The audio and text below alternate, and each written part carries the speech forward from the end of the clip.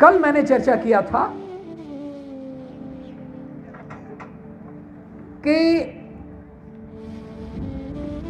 दक्ष के 80 पुत्रियां थी, कन्याएं थी। प्रसूति और वीरिणी के द्वारा, वीरिणी के 60 और प्रसूति के 20।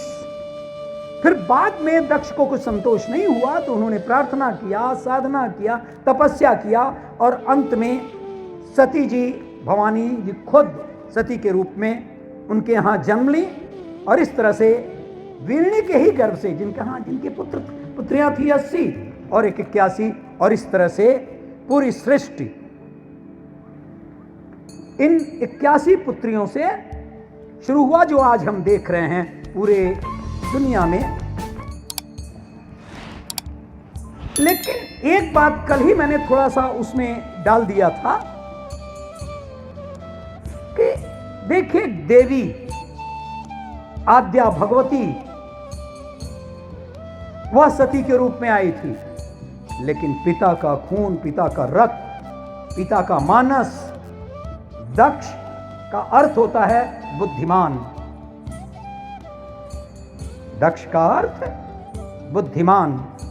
और वो दक्ष जब वहां के धर्म सभा के अध्यक्ष बना दिए गए, जिसको हम कहेंगे प्रजापति, तो दक्ष प्रजापति हम नाम लेते हैं, दक्ष प्रजापति। ये अहंकार कहां से आ गया दक्ष जी को? एक तो बुद्धिमानी का होगा या अध्यक्षता का होगा। उन्होंने कहा कि मेरी बेटी का विवाह तो होना है, लेकिन मैं शंकर जी से नहीं करूंगा। ब्रह्मा जी ने कहा कि नहीं, वही उपयुक्त प्राणी हैं, उपयुक्त देवता हैं, आप उन्हीं के संग करिए। तो पिताजी के दबाव में, उनके पिताजी ब्रह्मा जी, उनके दबाव में आकर के इन्होंने किया। तो लेकिन वह अंश भी, वो प्रभाव भी, वो भी स्थानांतरित हो गया सती जी के अंदर। और उस समय याद करिए, या आप सुने होंगे, निश्चित ही सुने होंगे, नहीं तो अब सुनिए कि भगवान शंकर नित्य जाते थे राम कथा सुनने कुंभज ऋषि के यहां। कुंभज ऋषि कथा पाठन करते थे। जब इन्होंने कहा कि नहीं चलना है, आप भी चलिए हमारे साथ, गए भी। वहां जाते ही जब कुंभज ऋषि, आहा हा, अरे हमारे प्रभु भगवान शंकर पधारे हैं, और माता जी के साथ वह तुरंत अपने आसन से उठ गए और स्वागत करने लगे। सती जी का जो अभिमान पूर्ण मस्तिष्क है ठनक गया। जब यही हमको प्रणाम करते हैं, जब ये हमारे लिए आसन छोड़ करके आए हैं, तो फिर इनकी कथा कितनी फलवती होगी, कितना प्रभावकारी होगा। कहे महादेव जी आप तो सुनिए, लेकिन मैं जरा यहां के बाग का, उपवन का निरीक्षण कर लूं। कथा समाप्त हुई और महादेव जी जब बाहर निकले तो सती जी भी वहां से आ गई पीछे पीछे। मैं एक बात फिर से आपको कह रहा हूं, चाहे आप कितने धनवान हो, कितने विद्वान हो, लेकिन अगर अभिमान आपके अंदर है, जो दक्ष के अंदर चलाया, यानी एक प्रतीक है कि जो बुद्धिमान होता है उसके अंदर अहंकार भी आता है। यह बात अलग है कि उसके अपवाद पंडित जी हैं। सहजता, सौम्यता के प्रतीक, मैंने अपनी जिंदगी में 80 वर्ष की उम्र हो गई, मैंने इतना सरल, सहज, सहृदय व्यक्ति नहीं देखा। आपके यहां इन्होंने समय दिया है, इसका यह मत समझिए कि खाली, बड़े मुश्किल से आपको समय दिया गया है। अन्यथा अभी जाएंगे 1 महीने का लगातार कथा। यानी हमने पूछा कि कभी मौका मिलेगा दमोह का, उन्होंने कहा बताऊंगा। तो जो साल भर तक इस तरह से, लेकिन ऐसा व्यक्ति इतना सहज। तो खैर जब वहां पर से जाने लगी और इधर रास्ते में कैलाश पर्वत पर जा रही थी और हमारे महादेव जी आगे आगे, महादेवी जी पीछे पीछे, और भगवान श्री राम को इंतजार कर रहे थे। अरे यही तो है दंडक वन में, नीचे दंडक वन था, अरे यही तो है दंडक वन में भगवान श्री राम आए हैं, 14 वर्ष के वनवास में आए हैं। अच्छा होता, हमारे पुण्य फल होते कि भगवान राम का ऊपर ही ऊपर दर्शन हो जाता। और कल तो पंडित जी ने बताया ही कि उनको, अरे जहां श्रद्धा है वहां पर ईश्वर आपके पास चले आते हैं। और वहां दर्शन हो गया, कुछ नहीं कहे, उन्होंने कहा जय सच्चिदानंद जी। आहा, लेकिन पीछे पीछे तो देवी किंतु अभिमान की मूर्ति। सती जी कही किसको कह रहे हैं, किसको जय सच्चिदानंद करे? नीचे तो वो भी देखी, अरे वो राम जो सीता जी के लिए, अपनी पत्नी के लिए पेड़ पेड़, हिरण, जानवर सबको रो रो करके पूछ रहे, वो भगवान हो सकते हैं क्या? और ये जय सच्चिदानंद कहते हैं और कहते हैं उन्हीं की कथा सुन के हम आ रहे हैं। उन्होंने कहा कि आप इन्हीं को कहते हैं, इन्हीं का कथा सुनने गए थे? हाँ भाई। और पंडित जी ने जैसा बताया कि पता लग गया उनके अंदर से कि ये इनके अंदर तो अहंकार है। उन्होंने कहा देखो, अगर तुम्हें विश्वास नहीं है तो तुम खुद परीक्षा ले लो। और वो तो चाहती थी, एक ऐसा ही एक माध्यम खोजती थी। वो चली गई सीता जी बन करके, मैं सब कुछ कड़ी में जरा त्वरित ढंग से, फास्ट ढंग से कह रहा हूं। अब वहां पर चली गई और वो तो भगवान राम थे, कहां रोना, वो तो लीला कर रहे थे। कहे कैसे माते आप, महादेव जी कहां हैं?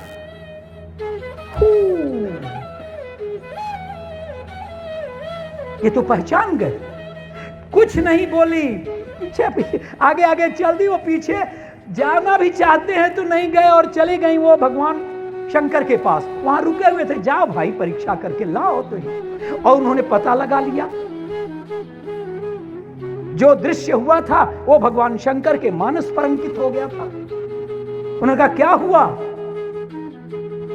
कहा वो ठीक है, वही है, लेकिन मैंने परीक्षा नहीं लिया।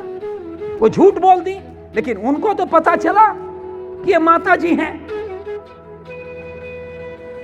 जो अब हमारे लिए, अब सती जी नहीं, माता जी।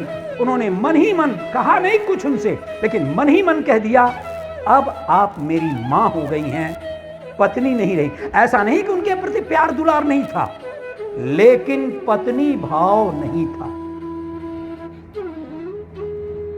यह आश्चर्य की बात है कि उस समय ब्रह्मा जी एक बहुत बड़ी सभा लोगों कर रहे थे, क्योंकि प्रजापति हो चुके थे दक्ष जी। और वहां पर गए सारे देवता, सारे लोग वहां पर एकत्र हुए तो वहां पर ये अपना चलेगा, भगवान शंकर तो भोलेनाथ है भाई।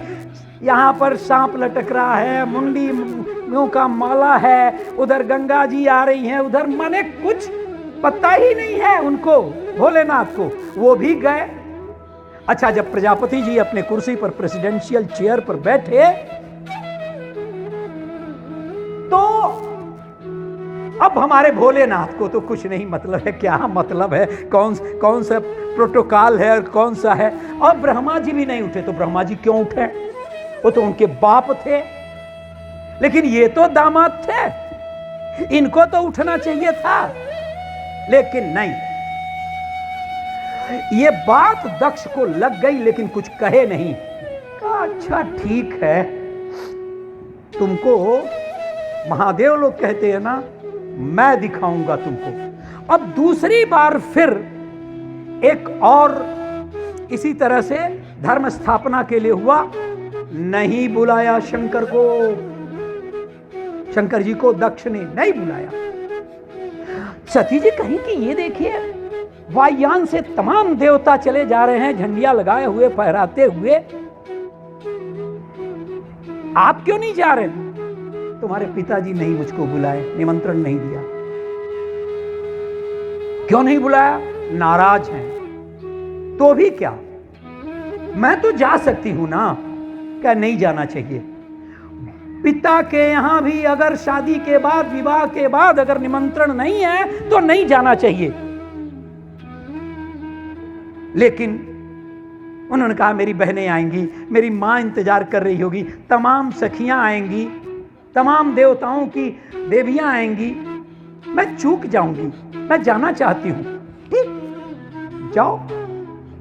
और उन्होंने उनका अपना एक गण भी रख दिया, भैया जाना, देखना वहां पर क्या क्या होता है, वो तो सब जानते थे, भविष्य भी।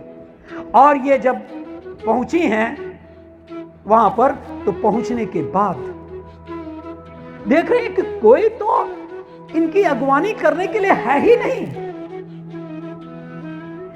मां दौड़ी दौड़ी आई, बेटी को अपने गले लगा ली। बहनें तक नहीं मिली, भय के कारण या विषाद के कारण।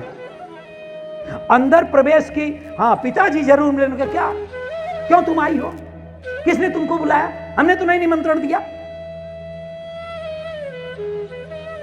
क्यों नहीं निमंत्रण? मैं उसको निमंत्रण देता, नंग धड़ंग को।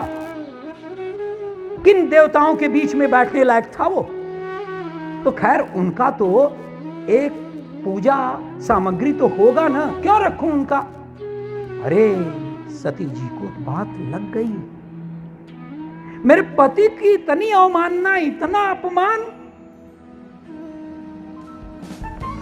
उन्होंने क्या किया कि तुरंत अपने व्यक्तिगत अग्नि, जो क्या उसको बोलेंगे, जो अंदर से जो अग्नि प्रज्वलित करके और उसमें जलने लगे। जल करके वो जो यज्ञ कुंड था उसमें कूद गई।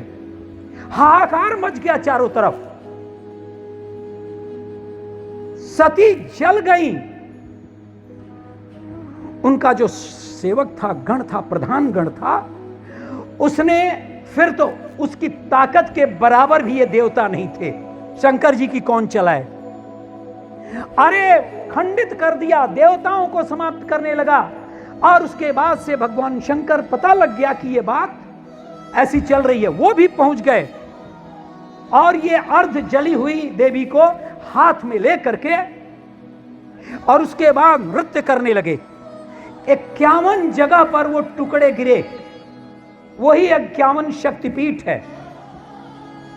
और इस तरह से एक पहला प्रकरण हुआ समाप्त। आपने देखा, बस यहां कंक्लूड कर रहा हूं मैं कि बुद्धिमानी कितनी हो, धन कितना हो, अहंकार भगवान करे कि आपके पास कृपा हो कि अहंकार ना हो। दूसरी बात कि उस अहंकार के वशीभूत आप कहीं ये न करें। देवी जी कितना बताइए, वो जाकर के वो कुंभज ऋषि आदर करने लगे, उन्हीं का निरादर एक प्रकार से हो गया। आप बताइए कि आप कथा सुनने जाएं, पति वहां पर बैठे और आप चले जाएं गार्डन में,